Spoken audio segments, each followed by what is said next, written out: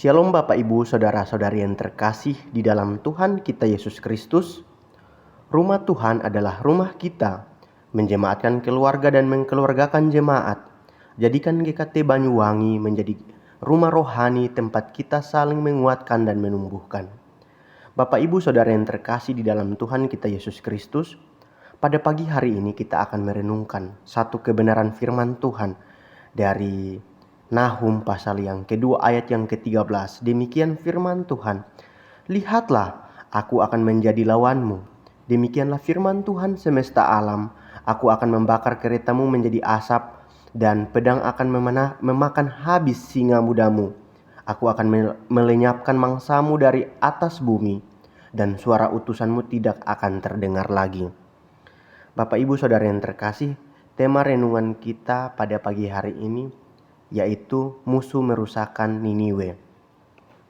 Di dunia ini, manusia sering mengukur kekuatan dari besarnya kekuasaan, banyaknya harta, kecanggihan teknologi, atau kehebatan militer. Namun, dalam pasal kedua mengingatkan kita bahwa sehebat apapun sebuah bangsa, tidak ada yang mampu bertahan apabila Allah sendiri menjadi lawannya. Kalimat yang sangat mengantarkan dalam Nahum 2 ayat 13 dimulai dengan firman Tuhan, lihat aku menjadi lawanmu. Ini adalah hukuman yang paling mengerikan. Selama Allah menyertai seseorang atau suatu bangsa, selalu ada pengharapan.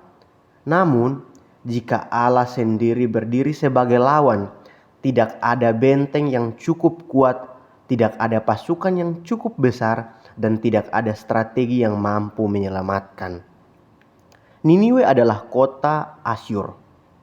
Dia adalah ibu kota dan kerajaan yang pernah menjadi bangsa paling ditakuti di dunia kuno.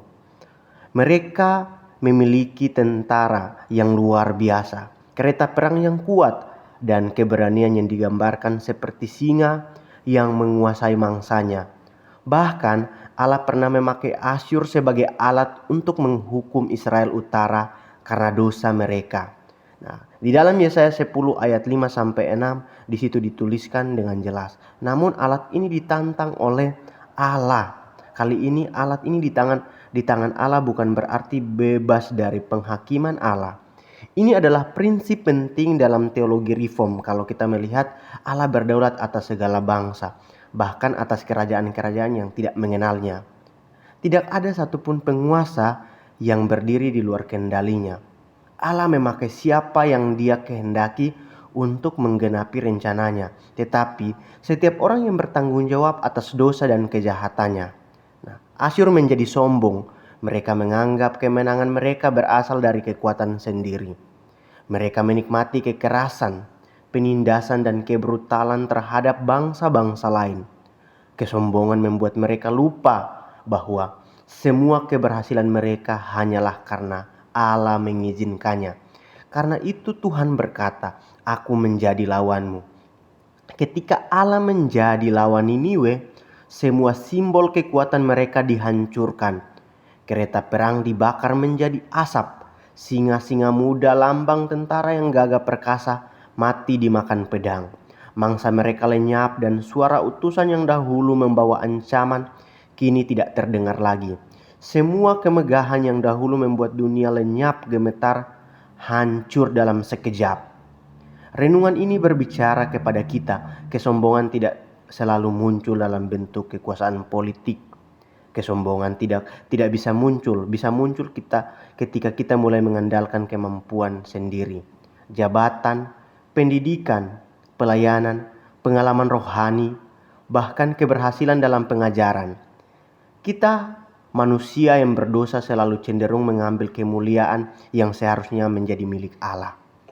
Firman Tuhan mengingatkan, Allah menentang orang yang congkak tetapi mengasihi orang yang rendah hati. Sebaliknya orang percaya dipanggil untuk hidup dalam kerendahan hati karena semua yang dimiliki berasal dari anugerah Allah.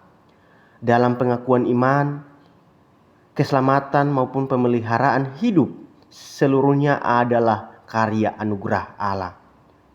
Oleh sebab itu, Tidak ada alasan bagi orang percaya untuk meninggikan diri. Namun juga mengingatkan kita bahwa pertobatan harus dipelihara. Pada zaman Yunus, penduduk Niniwe adalah merendahkan diri dan bertobat sehingga Allah menahan penghukumannya. Namun, beberapa generasi kemudian, mereka kembali hidup dalam dosa, kekerasan dan kesombongan. Pertobatan yang sejati bukanlah sekedar emosi sesaat, melainkan kehidupan yang terus-menerus diperbaharui oleh kasih karunia Allah.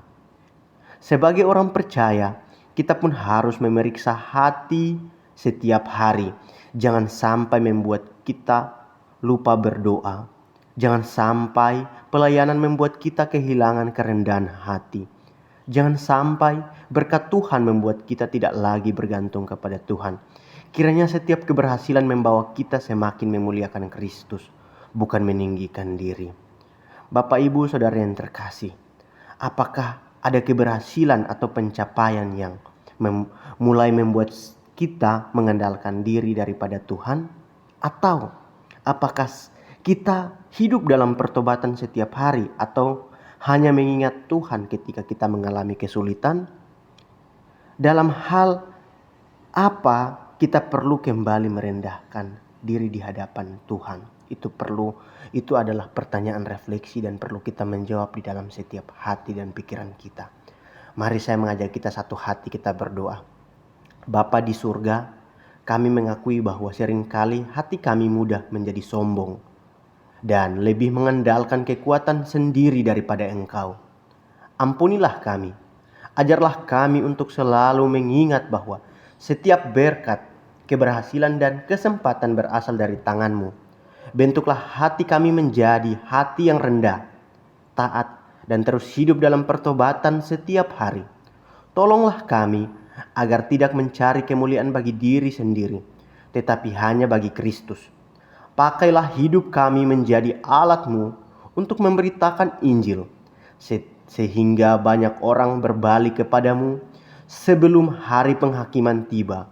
Di dalam nama Tuhan Yesus Kristus, kami telah berdoa dan bersyukur. Amin.